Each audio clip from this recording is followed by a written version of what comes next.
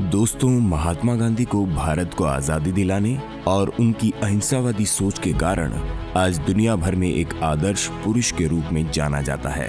पर आपको जानकर हैरत होगी कि गांधी जी के जीवन से जुड़ा एक ऐसा पहलू भी है जिसका जिक्र इतिहास के पन्नों में तो बखूबी किया गया है, लेकिन उसके बारे में कोई भी बात तक नहीं करना चाहता।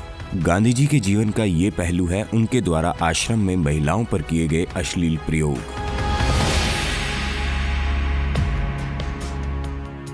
गांधी जी ने सन 1906 के दौरान 38 वर्ष की उम्र में ब्रह्मचर्य धारण कर लिया था। बता दें कि किसी भी व्यक्ति को ब्रह्मचर्य धारण करने के बाद हर प्रकार के शारीरिक संबंध और काम भावना से दूर एक आध्यात्मिक जीवन का पालन करना होता है। तो ऐसे में गांधी जी को भी यही करना था। अब वो किसी भी महिला से संबंध नहीं बना सकते थे। इन सब के चलते उनके व्यवहार में भारी परिवर्तन आने लगा। वो महिलाओं की मौजूदगी में असहज और अजीब सा महसूस करने लगे। अपने व्यवहार में आए इस परिवर्तन को दूर करने के नाम पर गांधी जी ने अपने आश्रम में महिलाओं पर अश्लील प्रयोग करने शुरू किए। वो नग्न महिलाओं से अपने शरीर की मालिश करवाते और उन्हीं के साथ पूरी रात नंगे होकर सोते। आश्रम की इन महिलाओं में उनकी पौत्र भतीजी मनुबेन भी शामिल थी। इस तरह के प्रयोगों से गांधी जी के समर्थकों में आक्रोश और असहमति फैल गई। यहाँ तक कि गांधी जी के सबसे करीबी जवाहरलाल नेहरू ने भी इन प्रयोगों को असामान्य बताया। ब्रह्मचर्य धारण करने के तकरीबन 1 साल बाद गांधी जी ने अपने अखबार इंडियन ओपिनियन में लिखा कि यह हर नौजवान भारतीय का कर्तव्य है कि वो शादी न करे, और अगर किसी कारणवश उसे शादी करनी भी पड़े तो कम से कम अपनी पत्नी के साथ शारीरिक संबंध न बनाए। आगे चलकर गांधी जी ने ऐसे कई आश्रमों की स्थापना की जहां वे इस तरह के प्रयोग करने लगे। इन आश्रमों में बहुत से जवान लड़के लड़कियों को साथ में नंगे होकर नहाने और सोने को कहा जाता था, लेकिन किसी भी प्रकार की सेक्सुअल एक्टिविटी करने पर उन्हें सजा दी जाती थी। आश्रम में पति पत्नी भी एकांत में साथ नहीं रह सकते थे।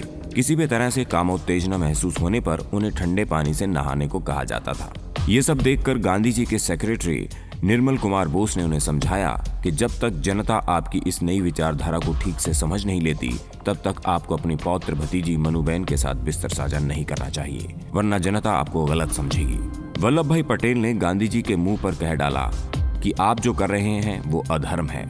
इसके जवाब में गांधी जी ने कहा कि मनु के साथ सोना मेरे लिए अधर्म नहीं बल्कि नैतिक कर्तव्य है। दोस्तों, गांधी जी के इन प्रयोगों को अगर किसी ने सबसे करीब से देखा तो वो शख्स था आर.पी. परशुराम।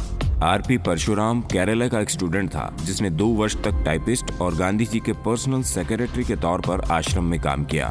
परशुराम उस दौर में उन हजारों युवाओं में से एक था जो गांधी जी को अपना आदर्श मानते थे।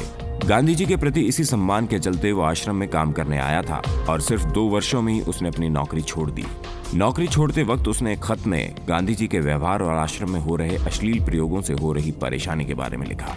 उसने लिखा कि आप हमारे राष्ट्रपिता हैं। मैं आपके कार्यों से हमेशा प्रभावित रहा हूँ। जब मैं पहली बार टाइपराइटर के तौर पर आश्रम में आया तब मेरे मन में आपके लिए और आश्रम वासियों के लिए बेहद सम्मान था, पर आश्रम में पहले 24 घंटे बिताने के बाद ही मैंने आपके प्रति इस सम्मान का एक बड़ा हिस्सा खो दिया। आपके महिलाओं के साथ निर्वस्त्र सोने और नहाने के मैं सख्त खिलाफ हूँ। मैं खिलाफ हूँ इस बात के कि आप उन युवाओं को अपने इस तरह के प्रयोगों के लिए इस्तेमाल करते हैं बिना ये सोचे कि उनको कैसा महसूस होता होगा। दोस्तों, हम भारत के लोग अपने महान लोगों के प्रति बेहद संवेदनशील होते हैं। हम ऐसे सोचते हैं कि जैसे वो सुपरमैन हैं, जबकि वास्तविकता यही है कि वे भी हमारी तरह मनुष्य होते हैं और हमें इस बात को समझना चाहिए। उम्मीद है दोस्तों आपको हमारा ये वीडियो अच्छा लगा होगा। ऐसे ही दिलचस्प वीडियो देखते रहने के लिए हमारे इस वीडियो को लाइक करें, शेयर करें और हमारे चैनल री रिसर्च को सब्सक्राइब करना ना भूलें। धन्यवाद।